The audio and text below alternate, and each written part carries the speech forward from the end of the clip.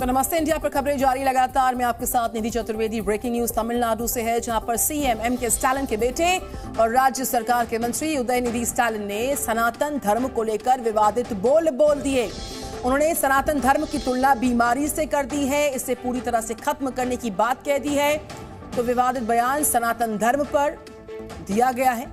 Udhayanidhi The word Sanatana Dharma, it is there even before Christian religion came or an Islamic religion came. Even before what Udayanidhi in December 2022, he calls himself as a Christian. Even before that it came. What Udayanidhi spoke yesterday, every Indian, all the 142 crore Indians should condemn. He was reading from a prepared text, which means consciously the text was prepared. Eradication of a particular culture.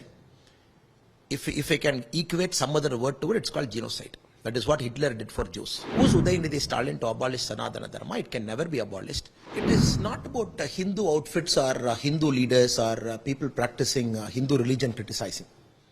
The word Sanatana Dharma, it is there even before Christian religion came or an Islamic religion came, or for that matter any other religion came. Sanatana Dharma means eternal Dharma, timeless Dharma, a Dharma that will stand the test of time. That is the meaning of Sanatana Dharma. It is there for a long time. ஒழிப்பு மாநாட்டில் வாழ்த்துறை வழங்கும் வாய்ப்பை தந்த இந்த மாநாட்டு ஏற்பாட்டு குழுவுக்கு முதற்க என்னுடைய வணக்கத்தையும் நன்றியும் நான் தெரிவித்துக் கொள்கின்றேன். இந்த மாநாட்டுடைய தலைப்பே மிகவும் சிறப்பாக அமைந்திருக்கின்றது. சனாதன எதிர்ப்பு மாநாடு என்று போடாமல் சனாதன ஒழிப்பு மாநாடு என்று நீங்கள் இதை போட்டிருக்கிறீர்கள், இதை அழைத்திருக்கிறீர்கள். இந்த நிகழ்ச்சிக்கு பெயருக்கு அதற்கு என்னுடைய வாழ்த்துக்கள். சிலவற்றை நாம் ஒழிக்கத்தான் வேண்டும், எதிர்க்க முடியாது. கொசு, டெங்கு காய்ச்சல், மலேரியா, கொரோனா இதையெல்லாம் நம்ம எதிர்க்கக்கூடாது, ஒழித்து கட்ட வேண்டும். அப்படிதான் இந்த சனாதனம். சனாதனம் என்பதை எதிர்ப்பதை விட ஒழிப்பதே நாம் செய்ய வேண்டிய முதல் காரியமாகும். எனவே இந்த மாநாட்டிற்கு Even before what Udayanidhi in December 2022, he calls himself as a Christian. Even before that it came. Now, why what Udayanidhi spoke yesterday, every Indian, all the 142 crore Indians should condemn is because the visceral hatred for a particular religion has come out yesterday.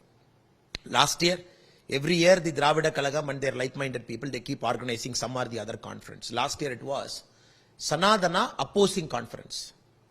This year it is Sanadana eradication conference. They have gone one level up to say eradication. And the speech that he gave, I saw his speech also. I don't think he was speaking verbatim.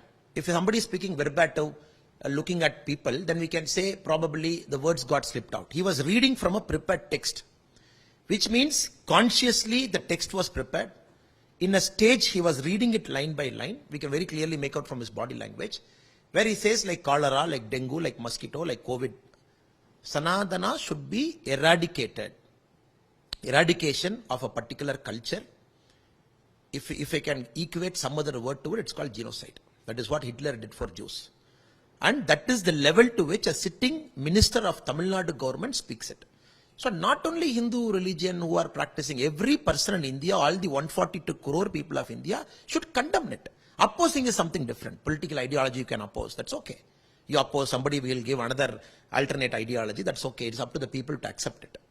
Now you believe, since you have the power in hand and you are brazen enough to say we want to eradicate, it only shows what is the level of mindset they have and the kind of intelligence they have in their mind.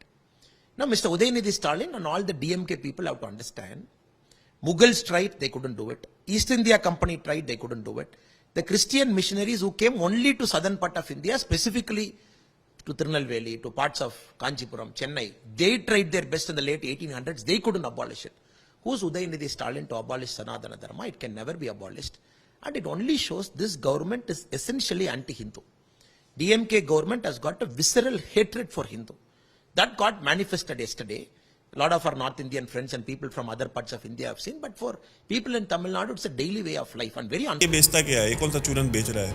आप मंत्री बन गए क्योंकि आप Stalin के बेटे हैं। ठीक है, आप स्टालिन के बेटे ना होते तो चाय बेचने की औकात नहीं थी आपकी। अच्छा चलिए ठीक है, आप भारत में सनातन का समूल नाश, आपके दादा परदादा तो कर नहीं पाए, अंग्रेज आए वो नहीं कर पाए, मुगल आए नहीं कर पाए, तुर्क आए, अफगान आए, अरब आए, सब आकर के चले गए यहाँ से। कोई सनातन का नाश नहीं कर पाया।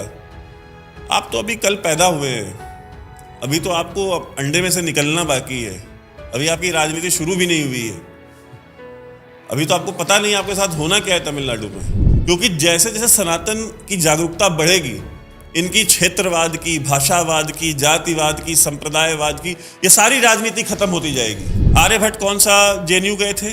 ब्रह्मगुप्त, वराहमिहिर, चरक, सुश्रुत, कौन से all India institute of medical science और आईआईटी और यहाँ पे गए थे ये पढ़ने?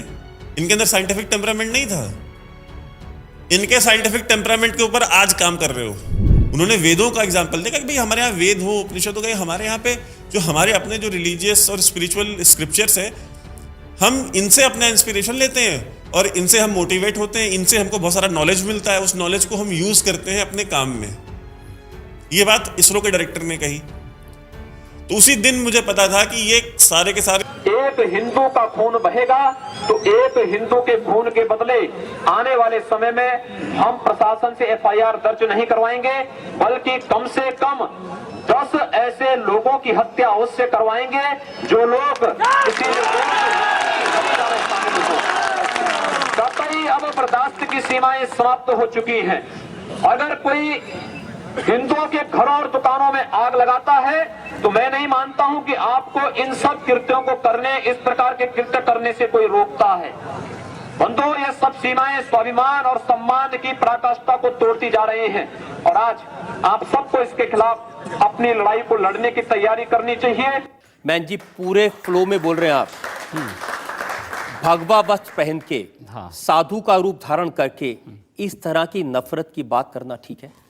देखिए, मैंने उस बात को कंडीशनल कहा है। अगर कोई आपको मारेगा तो मुझे लगता है कि सामने कोई मानव होगा तो उस मानव को आप ये मान सकते हैं कि आपने एक थप्पड़ मारा, आप दूसरा थप्पड़ भी सहन कर सकते हैं।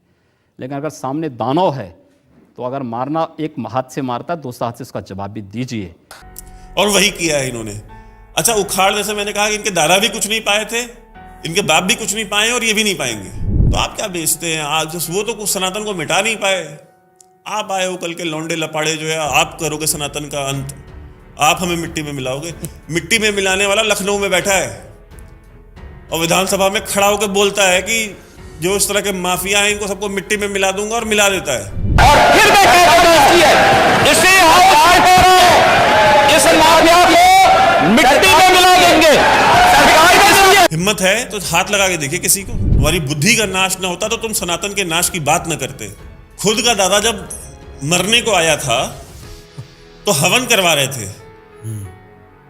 यही स्टालिन जो है, इसका बाप जो है करुणानिधि, जब डेथ बेड पे पड़ा हुआ था और मरने की नौबत आई थी तो वहां पे हवन करवा रहा था। और आज उसका पोता जो है करुणानिधि का, वो बोलता है कि हम सनातन का नाश कर देंगे। मैं एक सन्यासी हूँ। अगर हमें शास्त्र